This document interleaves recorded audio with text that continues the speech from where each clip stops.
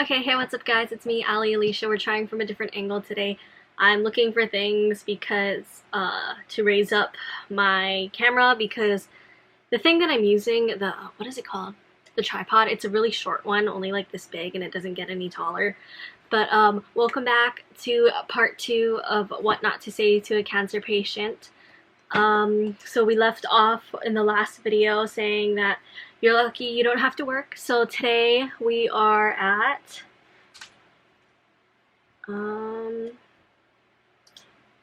I know what you're going through. So many people who haven't had any type of chronic illness or have gone through any type of treatments for anything will say, I know what you're going through, because they had a one hospital stay or something like that. And you should not be telling people who have a chronic illness or cancer or something like that, I know what you're going through, because you really don't. You honestly have no idea what they're feeling, what their emotional state, what their mental state is, what their physical state is. So you shouldn't be saying that you know what they're going through when you really don't. The next one is going to be, I know how you feel. So that's kind of similar to the last one I just listed. This next one is going to be something that I've heard quite a few times for people who are quite religious, is you got cancer because you didn't pray to God, you didn't listen to God's word. And I'm honestly not very much of a religious person, but I do respect the fact that everyone else has their own beliefs of what they believe in and everything, and I think everyone just needs to respect the fact that people believe in different things. You're so lucky to have insert type of cancer. So someone has literally told me, you're so lucky that you have just cancer, and no one's ever lucky to have any type of cancer, any type of illness. And people have told me, you're so lucky to have this type of cancer because it's such a slow growing tumor. And that's just one of the last things I want to hear. You're so lucky. You're so lucky. It is not lucky whatsoever. Stop eating sugar. It's feeding your cancer. Sugar feeds cancer. And I really don't believe that it does. My oncologist, my medical team was always telling me, just eat whatever. One of my nurses used to make me pies. Like, she used to make me pies to take back to the hotel with me. So sugar does not feed cancer. If they really thought that, she wouldn't have been making me pies. So the next one is, everything happens for a reason. I used to be a big believer in saying that everything happens for a reason, because that used to coincide with me saying take it one day at a time, and everything happens for a specific reason. But sometimes some people just don't want to hear that. Some people don't want to hear that, like, you got cancer because it was so and so's plan or whatever. Aren't you worried about what treatments are going to do to your body? I did not like hearing that one, going through treatments, because I would get severe bruising, I was really bloated, I gained a lot of weight, and I haven't been able to lose that weight. So yeah, I was worried what treatments was going to do to my body, but that's not something that you really want to think about while you're going through treatments. While you're going through treatments, it's just about living day to day. People have told me getting cancer is a huge fear of mine. Just don't say that. Let's talk about you.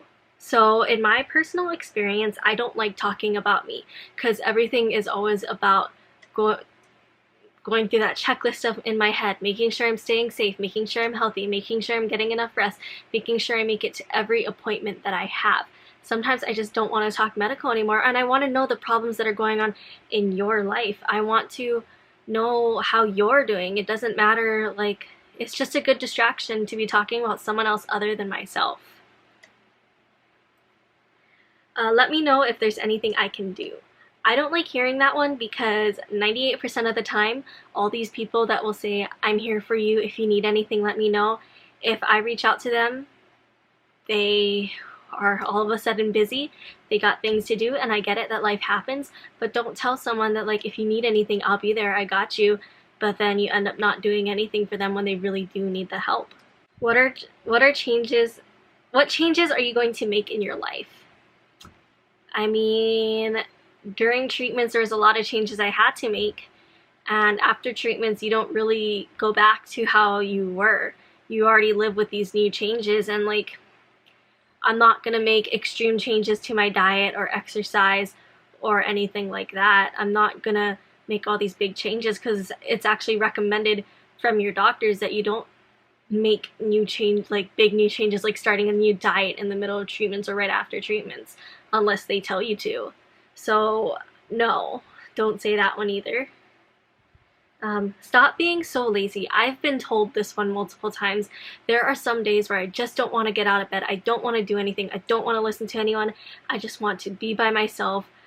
I just want to lay in bed. I want to recover. I want to relax. And when people tell me that you're just being lazy, stop being so lazy, because I didn't feel well enough to maybe take a dish to the sink or something like that, and I just wanted to eat my food and then just rest and do it later.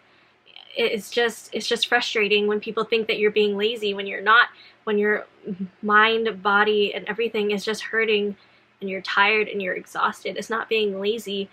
You just physically can't do it. My so-and-so died from cancer. It was awful. I don't think I could go through it again. I don't think I really need to explain this one, but people do say things like that.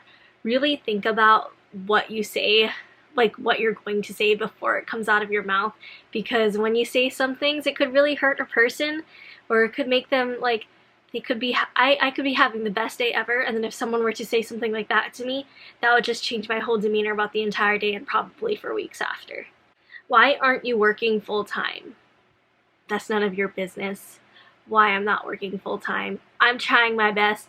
I'm just trying to survive. I'm just trying to make it through another day, and the best thing that someone can ask me is, why aren't you working full-time? I've literally had people ask me, why aren't you working full-time? Why do you have a GoFundMe account? Why do you have Venmo, PayPal? Why do you accept money from people? I accept the money from the people to pay for my bills.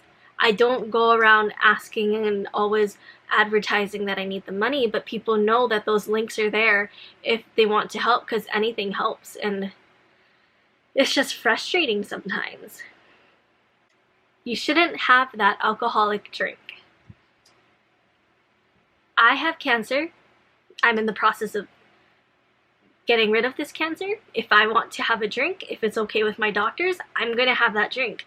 You don't get to tell me what to do or ask or question why I'm doing the things that I'm doing. I deserve that drink. Remember, there's always someone out there struggling more than you. Yes, we know that there's other people that have it worse than us out there, but sometimes we just gotta focus on ourselves. And if you don't realize that, then you shouldn't be talking to us. The last one that I have is, it's not all about you. I've had some people tell me that before. Like, some people have literally DM'd me on Instagram saying like, you're a cancer advocate, but you're making it all about you. I'm just telling my story. Oh my gosh, there's a loud thing outside. But I'm just telling my story. I've learned that I need to take care of myself and that I come before everyone else. I used to be a huge people pleaser, and it didn't matter how I felt. I'd always drop whatever I'm doing, help people feel better, help them with their problems. It just never mattered how I was. And you know what?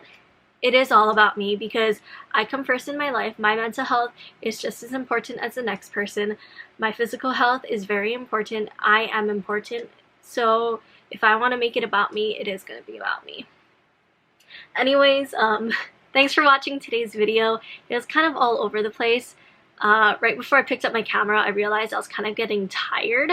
So I'm sorry if it seems like I'm like disassociating, or like I don't know what I'm talking about, or I looked at my phone for too long.